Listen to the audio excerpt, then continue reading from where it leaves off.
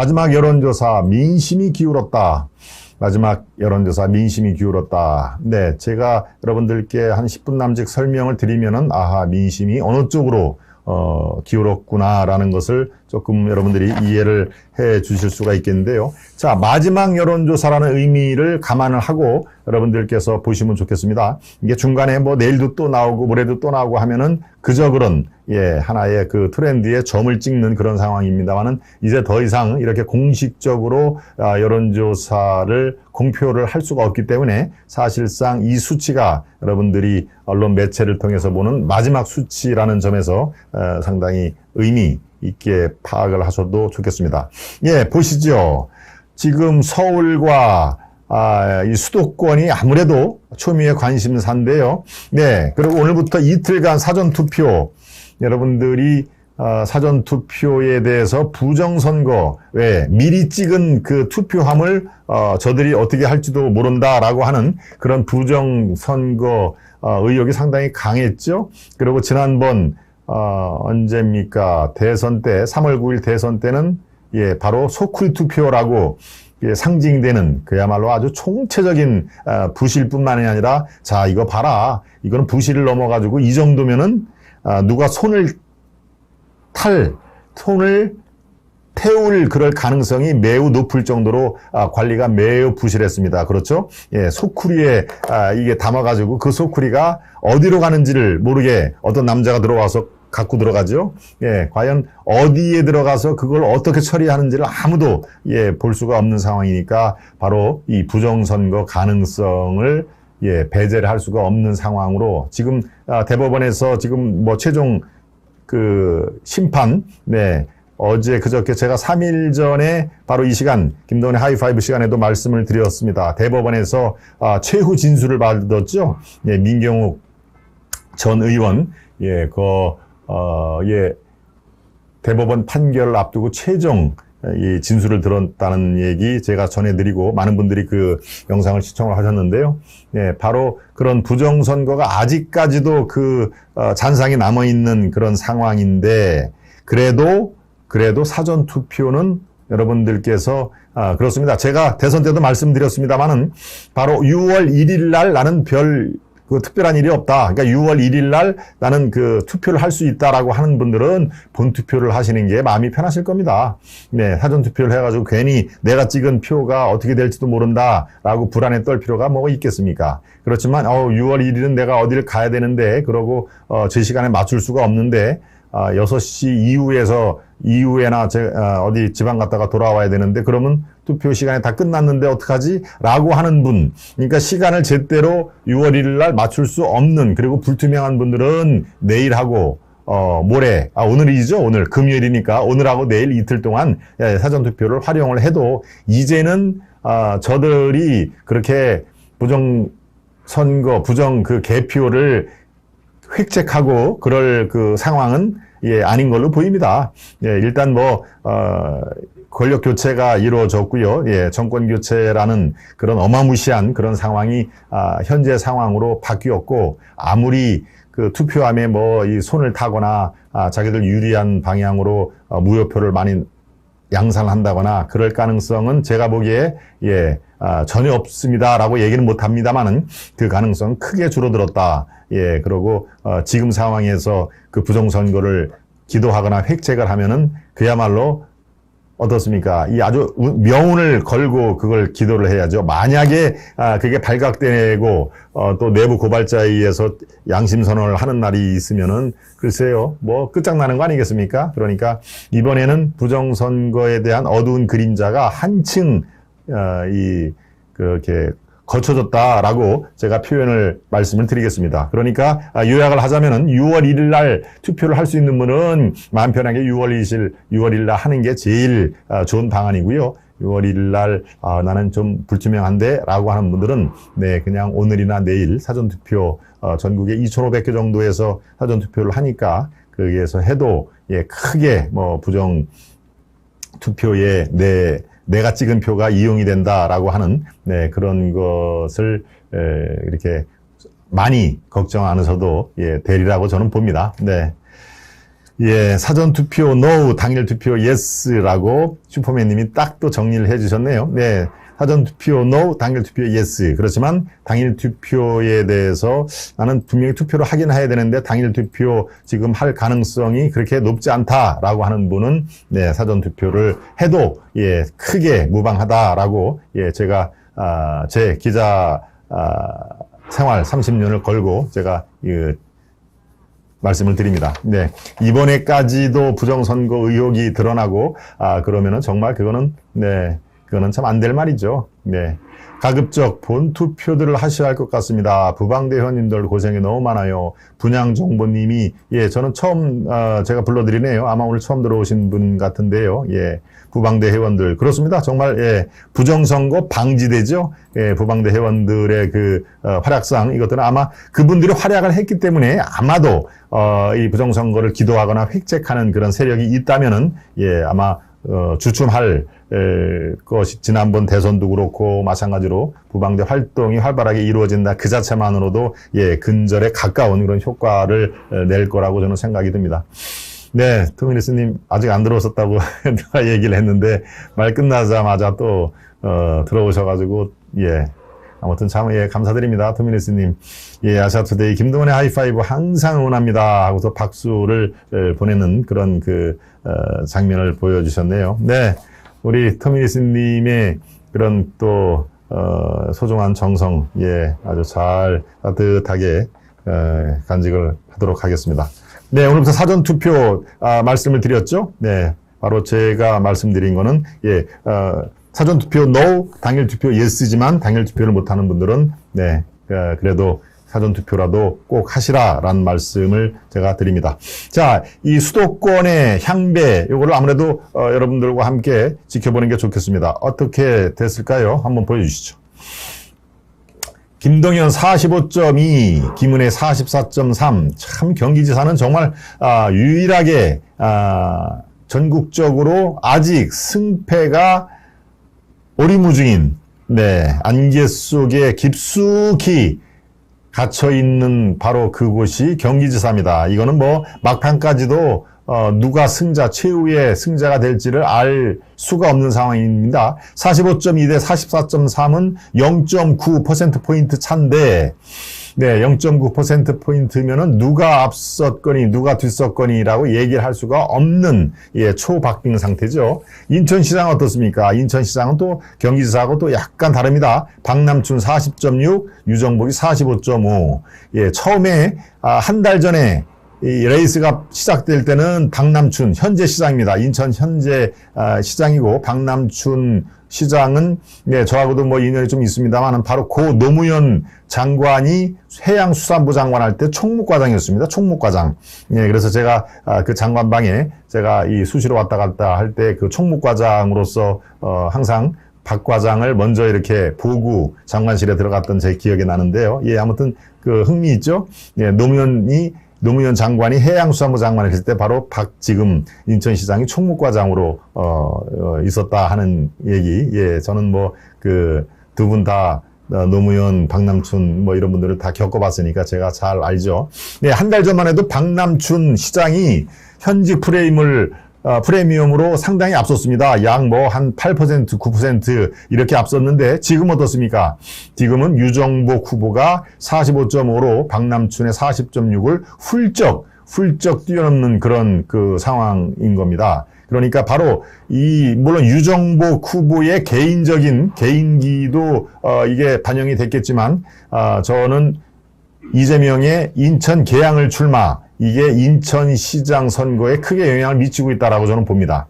네, 바로 명물 없는 출마, 그야말로 방탄용을 의원 배지를 달기 위해서 인천 계양을에 출마를 한 그 자체가 인천시장 선거 판도에 영향을 미친다. 따라서 박남춘 시장에는 이재명의 그런 역풍이 그대로 지금, 이 박남춘에게 쏠리고 있다라고 하는 그런 분석을 해봅니다. 예, 아마 박남춘 시장은 속으로 그럴 겁니다. 아이고, 참, 저희는 왜, 자기 집 있는, 네, 분당갑에나 출마하지. 왜 인천으로 와가지고 나까지 피해를 보게 만들어? 라고 속으로 생각을, 예, 당연히 할 겁니다. 왜? 이재명의 인천 계양을 출마 시점, 그때부터 박남춘의, 이 거꾸러지는 모습, 예, 수치가, 이 오른쪽 아래로 이렇게 떨어지는 그런 시점이 거의 일치가 됩니다. 그러니까 다른 변수보다도 아마 이재명의 역풍, 이것이 지금 인천시장 판도가 상당히 지금 미치고 있다라고 제가 판단이 듭니다. 네. 다시 한번 수치를 한번 보여주시죠. 조금 전에 보였던 그 수치를, 네. 자, 45.2 대 44.3. 그 다음에 박남춘, 유정복이 45.5로 이기고 있다는 얘기고요. 자, 이재명 대 윤영선 대 이재명도 다시 한번 보겠습니다. 48.1 이재명, 윤영선은 44.4. 요거는 최근에 한 이틀 하고 어제 실시된 거에 비해서 제일 요건 격차가 크네요. 그죠? 이재명이 거의 3.7% 포인트 차이가 나는 걸로, 이것도 물론 오차범위 아닙니다만은, 네, 이재명이 거의 초박빙이거나 한 3개 정도는 윤영선 후보가 오히려 역전을 한 그런 여론조사가 있었죠. 그런데 지금, 예, 오늘 발표된 상황은 그래도 이재명이 약 한 3.45% 이기는 걸로, 그렇게 되어 있습니다. 아마 이재명 진영에서는 저라는 여론조사를 보고, 어휴, 하고 한숨을 참 쉬겠죠. 네. 네, 도미네스님, 네, 거듭 감사드립니다. 지금 두 번째 거는 우리 아시아투데이 PD들, 예, 스타벅스 한잔 하시고 항상 응원하십니다. 예, 대단히 감사드립니다. 네, 또 보겠습니다. 지금 경기도 인천에는 격차가 줄고 있고 적극 투표층에는 여당이 유리하게 작용을 한다라고 돼 있는데요. 예, 그것도 관련 자료 한번 더 보겠습니다. 적극 투표층에서는 여당이 유리하다. 이 얘기는 어떻게 해석이 가능할까요? 네. 적극 투표층에서는 여당 후보가 바로 정권교체의 부산밀입니다. 정권교체, 즉 힘 있는 여당이 지역 개발하는데 훨씬 낫다. 이제 여야가 뒤바뀌어가지고 여당이, 예, 대통령을 배출한 데가 여당 아닙니까? 예, 그러면은 뭐 예산도 그렇고 또 예산 집행도 그렇고 모든 게 여당이 야당보다는 더 유리할 수밖에 없는 상황을 우리는 민주당의 지난 5년 동안 그 실정을 통해서 우리가 보지 않았습니까? 그러니까 난 이번에는 투표를 하겠다라고 적극적으로 투표 의사를 보인 계층에서는 여당 후보가 당연히 유리하다. 이게 바로 정권교체의 힘입니다. 이것도 마찬가지로, 예, 정권교체가 만든 변화의 한 양상인 것이죠. 네, 지금 요 경기지사 후보 45대 44, 40.45, 요거는 다 아까 말씀드린 것이고요. 네, 경기도는 0.9% 파이로 접전이 되는데, 북부에서는 김동연, 남부에서는 김은혜가 우세한다. 북부에서는 뭡니까? 경기도 북부는 북한 인접 지역 아닙니까? 그렇죠? 인접 지역, 저 북부 쪽에 동두천도 그렇고 의정부도 그렇고 이제 이런 연천 뭐 이런 데가 이제 북부 아닙니까? 그런 데서는 김동연이 우세하고 남부 지역에서는 그래도 약간의 그 산업적인 도시들이 많죠. 네, 수원 또 분당 또 오산 뭐 이런 것들이 다 남부 지역인데 그 중에서는 김은혜가 우세를 하더라. 네, 인천에서는 유정복이 4.9% 앞섰는데, 예, 시작할 때는 박남춘이 훨씬 더 앞섰다가 이거는 역전이 된 것이죠. 박남춘은 40대 이하에서 지지율이 높았다라고 하는, 즉 지지층 결집에 아직은 예측불허 승부가 전개가 된다 하는 얘기죠. 계양으로는 어떻을까요? 계양을 대선 때 이재명이 8.6%포인트 앞섰습니다. 8.6%포인트로 아주 쉽게 이재명이 윤석열보다도 표를 더 많이 받았는데, 그러니까 바로 이재명이 자기 집이 있는 분당갑을 포기를 하고 계양으로 간 거 아닙니까? 왜? 일로 가면은 그냥 쉽게 국회의원 배지를 달을 줄 알았는데, 그런데 이번에는 또 박빙 상태가 연출이 되더라. 48.1 대 44.4, 조금 아까 말씀드린 대로요. 여기에 계양을의 정당 지지도를 한번 보니까요. 더불어민주당은 37.4 정당 지지도를 보였고 국민의힘은 40.6. 그러니까 정당 지지도 자체만으로도 국민의힘이 앞서는 그런 아주 매우 이례적인 현상이 벌어진 것이죠. 네, 그러니까 어떻습니까? 인천 계양을의 송영길 후보가 근 20년 동안을 그 지역에서 토주대감으로 지냈는데요. 예, 상당히 민주당 바람이 강한 데고 민주당의 텃밭이라고 우리가 알고 있는데 이제는 정당 지지도에서 저렇게 역전이 난다. 그러니까 이 승패는 바로 이 조사에서는 48대 44로 이재명이 앞서고는 있습니다만은 정당 지지도가 저렇게 약 2%, 3% 정도 국민의힘이 앞서기 때문에 저는 지금 이 승부가 윤영선 쪽에 더 가능성이 조금이라도 더 많은 거 아닌가 그런 생각이 듭니다. 물론 앞으로 4일 동안에 또 풍향계가 어떻게 바뀔지 모르죠. 네, 윤영선의 또 무슨 말 한마디 이런 게 또 이렇게 화제가 되고 이재명의 언행 이게 또 매스컴을 타가지고 유권자들에게 어떤 식으로 이게 다가올지 즉 중도층에 있는 약 20% 계층에 어떤 이게 영향력을 미칠지 그건 아무도 모르는 거 아닙니까? 네, 그러니까 어차피 왼쪽에 40% 오른쪽에 40%는 이미 뭐 정해져 있는 거고요. 중도를 형성하는 또 부동층을 형성하는 약 20에서 25% 중도층이 윤영선을 더 많이 지지를 할 것이냐 이재명을 지지를 더 할 것이냐 이거에 따라서 당락이 이제 결정이 되는데 바로 그렇기 때문에 아주 언행 이게 미묘하게 이제 며칠밖에 남지 않았습니까? 지금 한번 실수를 하면은 네, 돌이킬 수가 없습니다. 바로 그냥 2, 3일 뒤에 투표를 해야 되니까요. 한 달 남고 2달 남으면은 자기가 뭘 실수를 해도 이렇게 반전의 계기가 있는데 이제 2, 3일, 3, 4일밖에 안 된 상황에서는 예, 이 돌이킬 수가 없는 상황이 되는 겁니다. 그러니까 말 한마디로 승패가 갈릴 수 있는 매우 중차대한 그런 시점이라고 예, 여러분들께 설명을 드릴 수 있습니다. 네. 서울, 경기, 인천 지방선거 민심 요거 중앙에서 나온 그래픽이 또 하나 있는데요. 예, 그게 일목요연하게 예, 바로 여러분들과 이렇게 비교가 잘 된 걸로 보입니다. 예, 서울시장부터 보이죠. 서울시장은 참 이번 선거처럼 조금 싱거운 게 없죠. 네, 한 번도 오세훈 후보가 송영길 후보한테 역전을 하거나 박빙 상태로 따라붙인 적이 없었습니다.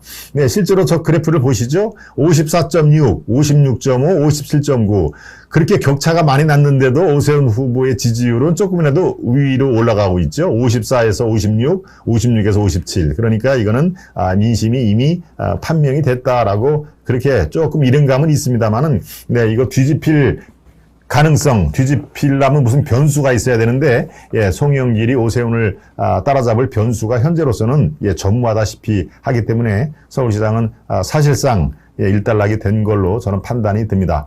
그렇지만 경기지사는 지금 이 그래프가 보듯이 왔다 갔다 하죠. 네.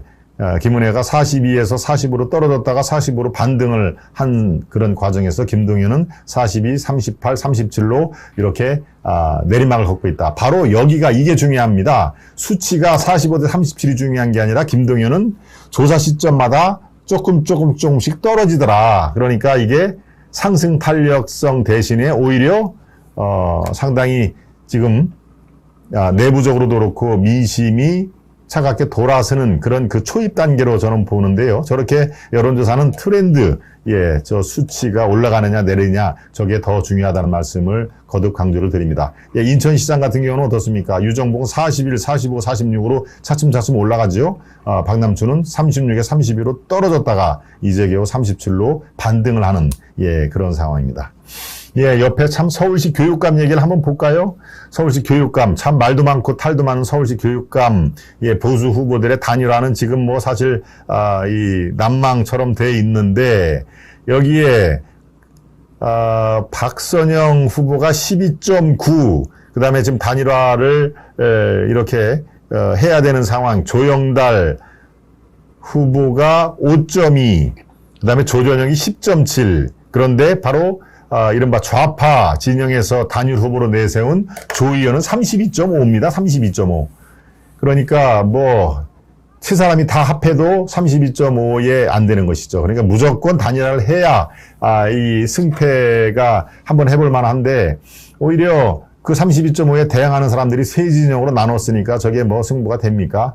그나마 박선영 후보가 12.9로 조정혁 후보보다 살짝 앞서는 그런 결과가 되는데요. 예, 그러니까 저렇게 두 사람 다 10%가 넘기 때문에 오히려 더 단일화가 사실 쉽지가 않다. 한 사람으로 확 기울면은 이건 도저히 안 되는구나 싶어가지고 단일화에 응할 텐데 저렇게 두 사람이 다 11, 13 이 정도 나오면은 15%를 넘으면은 자기가 쓴 돈의 대부분이 선거공영제에 의해서 국가로부터 보전을 받습니다. 그리고 10%를 넘으면은 절반을 보전을 받죠. 그러니까 10%가 넘는 후보들은 잘 사퇴를 안 하려고 합니다. 왜? 어차피 이 선거 비용 상당 부분을 보전을 받을 수 있기 때문에 끝까지 완주를 할 욕심이 생기는 것이죠. 그렇죠? 네. 무조건 닥치고 단일화해야 됩니다. 단일화를 안 하면 역적입니다를 또 토미니스님이 아주 강조를 하시면서 또 소중한 정성도 보내주셨습니다. 오늘 벌써 세 번째인가요? 토미니스님 세 번째입니다. 또 김천호님도 동참을 해주셨네요. 네, 항상 좋은 분석 감사드립니다. 김천호님, 제가 더 감사드립니다. 네. 김천호님도 자주 뵙기를 바라겠습니다.